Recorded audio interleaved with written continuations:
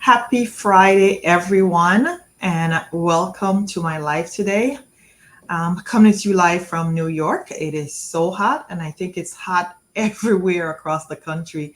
It is just unbelievably hot, and I can't wait to get out of this hot and humid weather. So, happy Friday to you all. But today I wanted to come to talk about the questions that I guess asked the most about a destination wedding, and it's where to start. Meaning that once you get engaged, how do you plan or start planning for a destination wedding?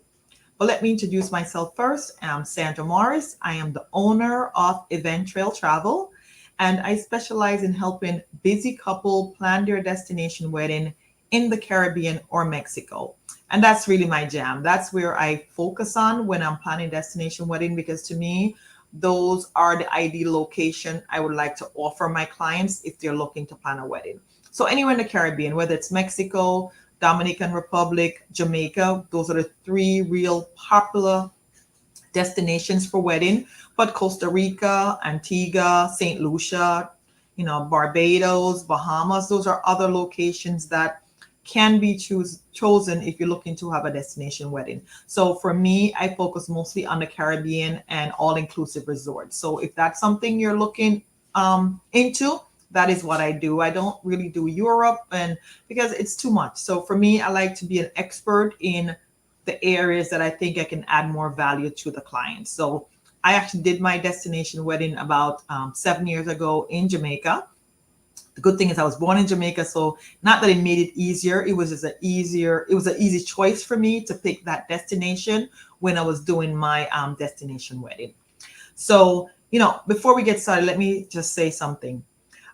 What is a destination wedding? Meaning that you're thinking you're engaged or you're looking to do a vow renewal. You've been married for 10 or more years and you want to renew your vows and you want to do it in I would say, exotic or tropical location. Like what is a destination wedding? And for me, a destination wedding is a wedding that takes place outside of the city or town that the couple currently lives, and it requires the couple and the guest to travel. And as I said, when I say travel, I'm looking for international travel. So those are the things that would make a destination wedding. You can have destination wedding domestically, whether it's in Vegas or it's in Florida, but those are not the weddings I'm focusing on because that requires like a venue. But I'm working on all inclusive. So for me, if you're engaged and you're looking for that Caribbean wedding, hopefully this is the life for you that will just tell you what you need to do to get started. So I have 10 things that I want to share with you that can help you get started in planning your destination wedding. And I was watching, I should be watching TV, but I was watching Tara Banks' Top Model today and actually picked something up that I think I'm going to use going forward. And it says, plan for the end at the beginning. And exactly what you're doing right now, you're planning for that end goal, which is your destination wedding at the beginning, which is now. So how do you plan for that end at the beginning? And that's what I'm going to walk you through. So let me tell you the 10 things you need to do to start planning your destination wedding. And then what I would suggest is that you sit with your significant other, pen and paper, and just try to go through or write down these 10 items and answer them and see if you are prepared to start your destination wedding planning. So the first thing I would say is a valid passport. If you're looking to have an international wedding or travel to one of the Caribbean, most, if not all of them, require you to have a valid passport. And that means the couple needs to have it, as well as all the guests that you're going to be invited. They all need to have a valid passport. What that means is that you need to at least start planning your wedding 6+ months in advance so your guests will have enough time, if they don't have a valid passport, to apply for a passport and get it in time to attend your wedding. So that is a very important question now because with COVID, everything is taking a lot longer. I know a lot of people who try to apply for their passport and just never got it in time for them to travel. So definitely, if you're thinking about a destination wedding, the first thing both of you should look at, do you have valid passport?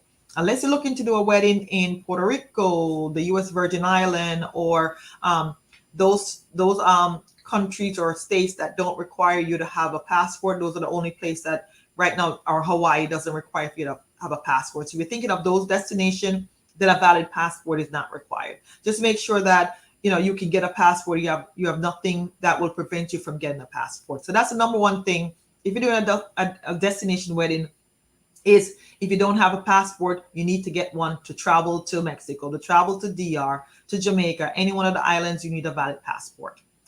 The next thing, the type of wedding you're having. Are you doing a symbolic wedding or a legal wedding? A symbolic wedding is one in which you already are married in the States. If you're doing a vow renewal, it's just a vow renewal. But you get married in the state and you just do a wedding ceremony in destination, and there's no legal paperwork that's signed. So you're not officially married in that particular destination. So symbolic to me is one of the better choices, especially if you're looking to get married in Mexico or Dominican Republic. Those particular location, you have to pay more to get your license to get married there. Also, from Mexico, there's a blood work required, and you have to have 4 witnesses. Also, your wedding, if you're doing a legal wedding there, it will be done in Spanish because that's your native language. All your documents need to be translated from English to Spanish to make it official. So those are just more obstacles in planning your destination wedding that you need to think about when you just start planning. So, maybe you say, I'm going to do symbolic because it's just easier. And also you're going to save money because having a legal wedding requires you to pay more fees. So it will increase your budget for the wedding.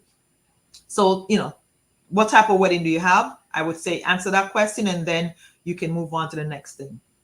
The next item is budget. And there's 3 aspects of your budget that you need to think about. One of them is your wedding budget, meaning the actual cost or money you want to put aside for your destination wedding. How much is that? Is that $5,000? Is that $10,000? That is a number you need to have in your head and have that budget so because that is going to determine other things down the road, which I'll explain later. The other thing is your travel budget. The travel budget is your accommodation and flight to get to that destination. How much are you willing to spend, or how much do you want to spend on that? Most couples who are getting married tend to have extended stay in the destination because they're going to have a wedding and a honeymoon in one. So definitely you want to have a realistic budget. If you're spending 7 days, it could be $7,000. So these are numbers you need to figure out what you're comfortable spending and have an idea of what that is. So when you start looking, you know what you can afford. The other one is the guest budget. And the guest budget is because you're inviting people to come to your wedding, you want to make sure you're picking some place that's affordable, that your guests can afford to attend your wedding. Most resort require a 3-night minimum stay. So is it okay for your guests to spend $300 per night or $500 per night, which is like $1,500 plus the cost of air flight? So you want to make sure that you're picking a hotel that is reasonable enough. The cost of the hotel for 3-night minimum plus the airfare is reasonable enough that your guests can attend your wedding. So that's something to think about. So these are budgets you need to have in mind, something in the back of your head when you start planning to see what are you comfortable with. The next item is what date are you looking to get married? And the date can be very important to you. Like a lot of people know what date they want to get married, which is great. But you can, depending on your date, it can cost you more to get married. And also, if you have a little flexibility in your date, you can also save money. Like if you have a date in the fall, like September, rooms tend to be a little bit cheaper in the fall. So if you're looking for a fall wedding, it could mean that your cost for your wedding will be a little bit cheaper when it comes to the room or even flights because people are going back to school. If you're doing your wedding during the winter months, January through March, that could be more expensive because that's when people tend to travel more to get away from the cold. So just, your date can determine the cost of your wedding. And also that date, you have to make sure that when you start looking into the resort or into the destination that you're looking for, your date is available, because that's the first thing when you start looking is making sure that when you pick that destination and you pick that resort, before you do anything more, to make sure your wedding date and time that you're looking for is available. So if you have a flexible date, that's even better. A lot of resort, for wedding, some of them for wedding package, if you get married between Monday through Thursday, it could be cheaper than if you get married on the weekends, because everyone wants to get married on the weekend. And those are the first dates to be booked up if you're picking a date. So date can be very important. And also the season, if you get married June, hurricane season, which is June to November, things can happen. Winter flights can be delayed. So there's a lot of things that go into that wedding date. So making sure that you pick the right date, and if that's the date you want, and that's the date you stick with. But there's other things that can impact your wedding based on the date that you pick. The next thing is destinations. What destinations are you interested in having your wedding? What vision do you have for your wedding? Are you looking for a beach wedding? Are you looking for an over the water gazebo or over the water experience? Do you want a rooftop? What is it about? Do you want tropical? Do you want it all depends, Mayan ruins, if you want to get married in Mexico. Like, what is your vision for your wedding? Because that's going to really drive your destination. And I said before, the three most popular destinations is Mexico, Dominican Republic, and Jamaica. And the reason why they're so popular is because there's so many different areas that you can go, Tulum, Cancun, Playa del, that you can go, that the experience is going to be a little bit different, and you can find what you want because there's so much resort to choose from, or so many different areas, that it becomes, you won't have a cookie cutter wedding, because you can pick from so many different resort or so many different destinations to have that wedding. So destination is important, because you want to see, are there direct flights to get to that from where you're coming? How many direct flights do you have? The cost of flights to get to that destination. So these are things you need to look at. You want to pick a destination that either speaks to you or has the vision that you're looking for, and that can help you kind of narrow down your search and for you to start planning your wedding.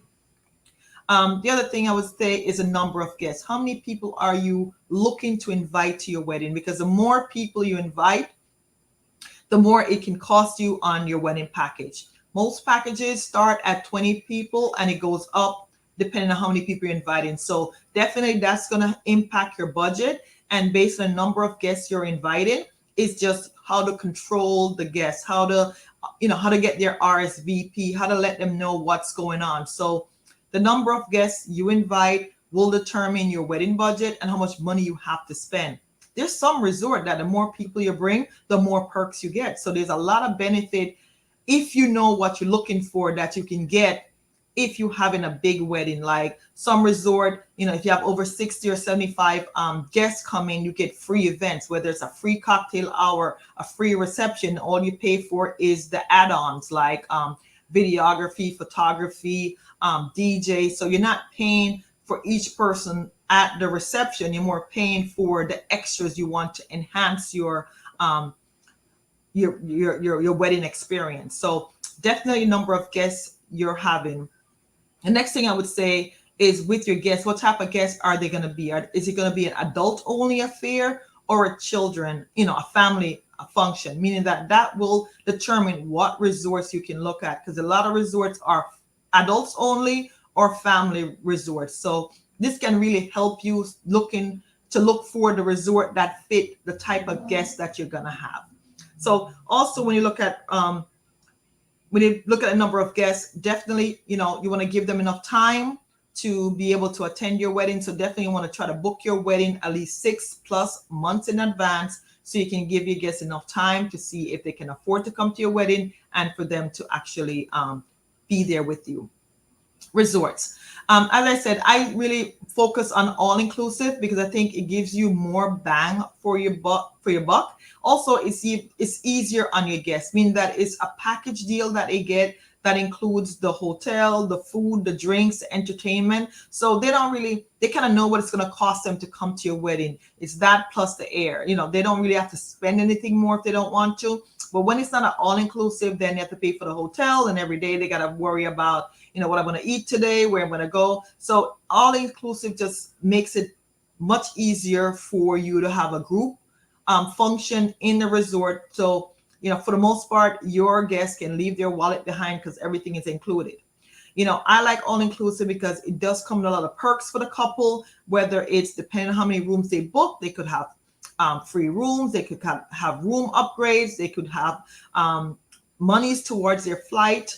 So the more people you bring at a resort as a group, the more benefits a couple could get bringing that many people to a resort. So definitely, thinking about an all-inclusive resort and what it includes everything.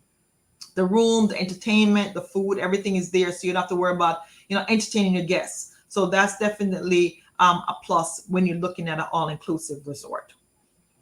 The other thing I would say a lot of couple probably don't think about is deposits. If you're looking to have a wedding in the future, there's a few deposits or money you need to have on hand to start that process.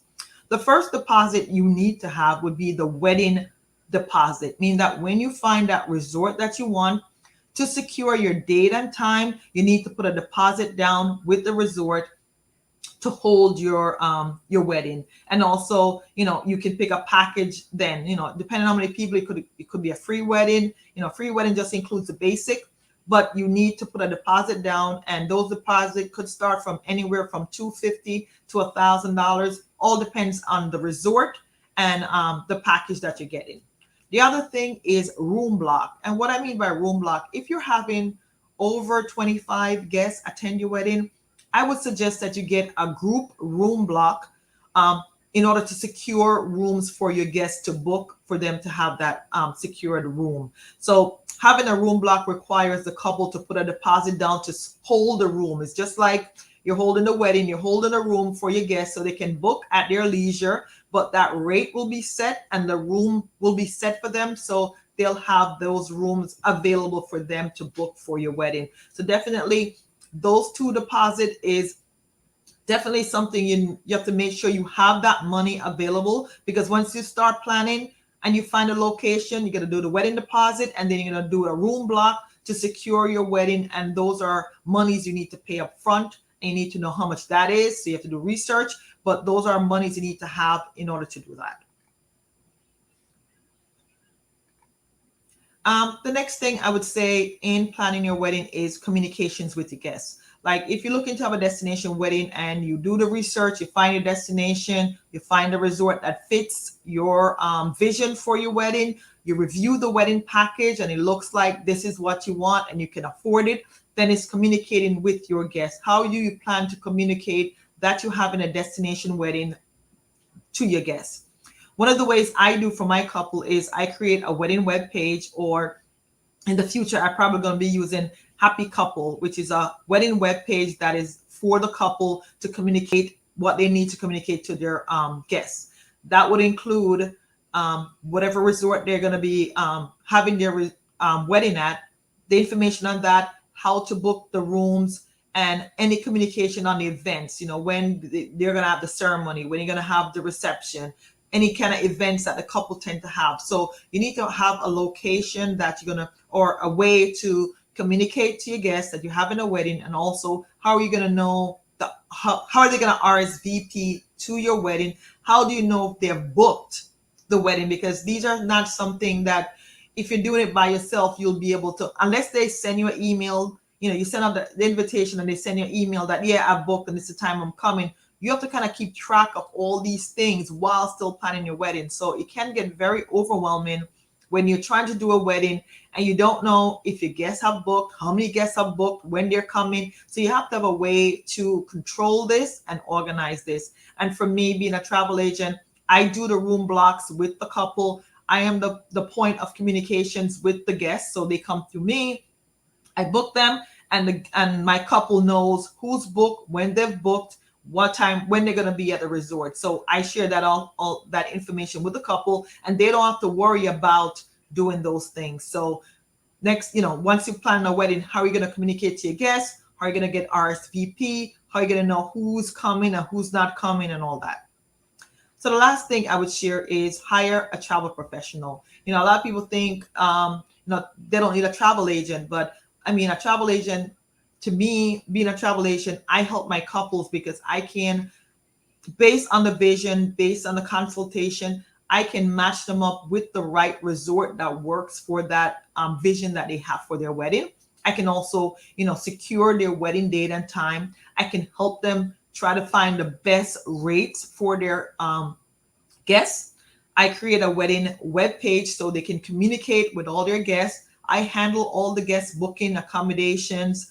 Um, I let them know what's going on. I can also help them with planning the details of their wedding. So for me, I'm doing all the. I'm there. I'm there to assist them so they don't have to worry about or be overwhelmed with the guests. They can focus more on planning the actual wedding part of it, because that's the reason why you want to do a destination wedding, is you want to plan that wedding, that dream wedding, the wedding of your dreams. So my job is to assist them as best as possible to relieve their stress and being overwhelmed, and to walk them through the actual process of planning their destination wedding. So as I said, hiring a travel professional will help you get started and get you to where you need to get to be. And with that, I can definitely work with making sure that you're on track, your guest knows what's going on, and just help with that seamless process. You don't have to be worrying about, how do I pick the right resort? How do I pick the right destination? That's why I'm here to guide you, because I have contacts. I've been to a lot of the resort. I know which one probably fits your vision better because I've been there, I'm experienced, and the contacts that I have. So, if you are planning a destination wedding or a vow renewal, and you need help getting started, and you want to work with someone who's a professional like myself, you can schedule a free consultation with me, and we can walk you through the destination wedding process. And at the end, if you think we're a good fit, then I can help you with that process. But by even having the consultation, at least will give you an idea of what the wedding process is. Because right now, I have not even functioned on wedding packages. I have not even touched group contracts and what the benefits of those are. That's all a part of what I try to give, the value I try to give my couples, to let them know what they can get, what they can expect when they are doing their destination wedding process. So I hope this helps give you some sort of guide as to how to get started in planning your wedding. So for me, it's pen to paper. You have to put a plan down. It's like planning an event. The date you want to have it is, how do I get to that date? What are the steps that I need to take? And I think if you follow these 10 steps and kind of answer the questions, it will definitely get you started in planning your wedding. Doing research to find the right destination or the right resort, that is overwhelming in itself. I know a lot of couples are in these destination wedding groups, and it's good to be in these groups because you have fellow couples who are going through the same process, but they're not expert. They can give you their opinion, but they don't really know how to do it. So if you need someone that is an expert who plans destination wedding, then reach out to someone who can actually help you, guide you through that process. Thank you so much for being with me. As I said before, if you need help, please feel free to schedule a free consultation with me. I'll be more than happy to sit with you and see if you're a good fit and help you plan your dream destination wedding. Until next time, bye for now.